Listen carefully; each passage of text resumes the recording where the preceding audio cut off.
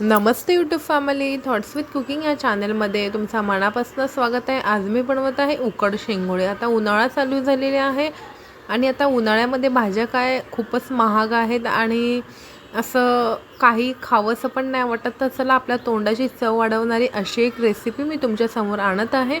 इकडे मी मिक्सरचं भांडं घेतलेलं आहे, त्याच्यामध्ये मी लसणाच्या पाकळ्या टाकलेल्या आहेत। आता मी याच्यामध्ये अद्रक टाकते। अद्रक टाकून झालेला आहे। हिरव्या मिरच्या टाकून घेते। हिरव्या मिरच्या टाकून झालेल्या आहेत। त्याच्यामध्ये 1 चमचा जिरा टाकते। जिरा टाकून झालेला आहे। थोडीशी कोथिंबीर टाकते आणि मिक्सरमध्ये याची फाईन अशी एक पेस्ट तयार करून घेते, पाणी न टाकता। बघू शकता इथे माझी पेस्ट रेडी झालेली आहे। आता मी शेंगोळ्यासाठी पीठ मळून घेते। इथे मी 1 वाटी गव्हाचं पीठ टाकलेलं आहे, अर्धी वाटी ज्वारीचं पीठ टाकलेलं आहे, अर्धी वाटी चण्याचं पीठ टाकलेलं आहे, म्हणजेच डाळीचं पीठ। हे सगळं मिश्रण माझं टाकून झालेलं आहे। ह्याच्यामध्ये मी चवीपुरती मीठ टाकते, हळद टाकते। मीठ हळद माझं टाकून झालेलं आहे। ह्याच्यामध्ये मी आता धणे पावडर टाकते, 1 चमचा लाल तिखट टाकते, चवीनुसार तुम्ही सगळे मसाले टाका। आता मी ह्याच्यामध्ये थोडीशी हिंग टाकलेली आहे, चिमूटभर अशी। आता मी जो हिरव्या मिरचीचा जो पेस्ट वाटलेला तो मी ह्याच्यामध्ये 1 चमचाभर टाकते आणि इथे मी खाण्याचा थोडासा सोडा टाकून घेते। सोड्याने हे आपल्याला खाण्यासाठी खूपच चांगलं आहे। ह्याच्यामध्ये मी आता तेलही टाकून घेते। तेलाने आपले शेंगोळे खूपच मस्त बनतात। आता मी ह्याला हाताने मिक्स करून ह्याला मी पाण्याने मळून घेते ह्याचं पीठ। म्हणजे जास्त तुम्हाला हे पीठ पातळ नाही मळायचं आहे, थोडंसं घट्टसरच मळून घ्यायचं आहे। आता मी इथे जेवढं मला पाणी हवं आहे पिठासाठी तेवढंच मी पाणी टाकून माझं पीठ मळून घेते आणि पीठ मळून मी एक 10 मिनटं त्याला रेस्टसाठी ठेवून देते। आता इकडे माझं पीठ मळून झालेलं आहे, तुम्ही बघू शकता। पिठामध्ये मी एकदम कमी पाणी टाकून पीठ मळून घेतलेलं आहे, कारण की हे पीठ जास्त पातळ केलं की आपल्याला शेंगोळे बनवता येणार नाही। इथे पीठ मळून झालेलं आहे, पिठाला मी थोडंसं वरतून तेल लावून एक 10 मिनटं रेस्टसाठी ठेवते। आता इथे आपण शेंगोळ्याचा मसाला रेडी करून घेऊया। इकडे मी गॅसवरती एक कढई ठेवलेली आहे, त्याच्यामध्ये मी तेल टाकून घेते।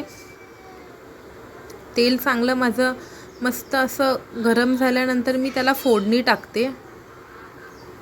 त्याच्यामध्ये मी सर्वप्रथम जिरे टाकते, त्याच्यानंतर मी राई टाकते। जिरे आणि माझी राई चांगलं तडतडल्यानंतर मी जो हिरव्या मिरचीचा पेस्ट केलेला आहे तो मी ह्याच्यामध्ये टाकते।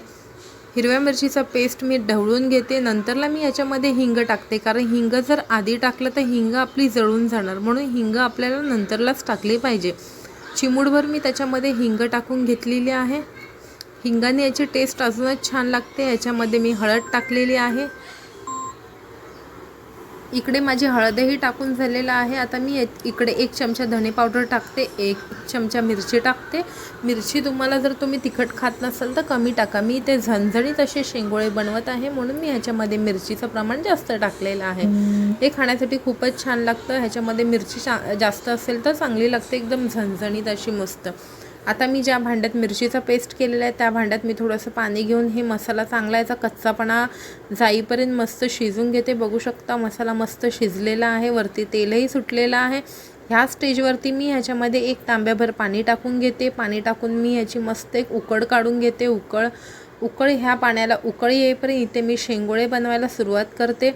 माझं पीठ 10 मिनटं मस्त मुरलेलं आहे। अशा प्रकारे तुम्ही एक गोळा तयार करा आणि असं त्याला हाताच्या साहाय्याने म्हणजे हे झटपट बनतं। तुम्ही एक बनवत बसाल तर त्याला खूपच वेळ लागेल, म्हणून अशा प्रकारे तुम्ही लांब असं एक रोल करून घ्या आणि त्याला असं गोल गोल करून घ्या। बघू शकता अशा प्रकारे तुम्ही शेंगोळे तयार करून घ्या, हे पटपट होतात।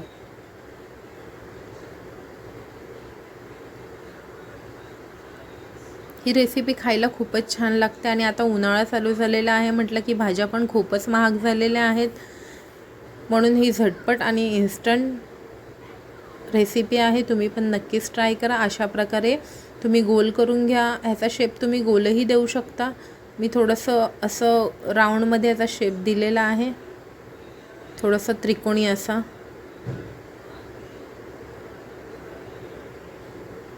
इकडे माझे सगळे शेंगोळे रेडी झालेले आहेत। इकडे तुम्ही जर पीठ जास्तच पातळ केलं की शेंगोळे आपले बरोबर बनणार नाही, म्हणून पीठ एकदम असं मीडियमच ठेवलं पाहिजे, घट्ट असं. इथे शेंगोळे बनवून रेडी झालेले आहेत आणि इथे शेंगोळ्याच्या पाण्यालाही उकळी आलेली आहे. आता मी हे सगळे शेंगोळे ह्याच्यामध्ये टाकून सोडते. एकदम हलक्या आणि अलगद हाताने तुम्हाला हे सगळे शेंगोळे त्याच्यामध्ये टाकायचे आहेत.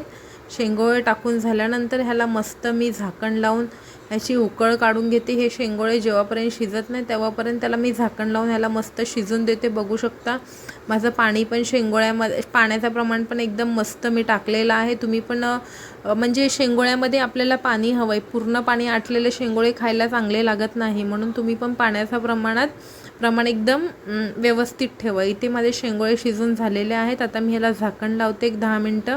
बघू शकता 10 मिनटानंतर माझे शेंगोळे इथे रेडी झालेले आहेत. आता मी ह्याच्यामध्ये थोडीशी कोथिंबीर टाकते.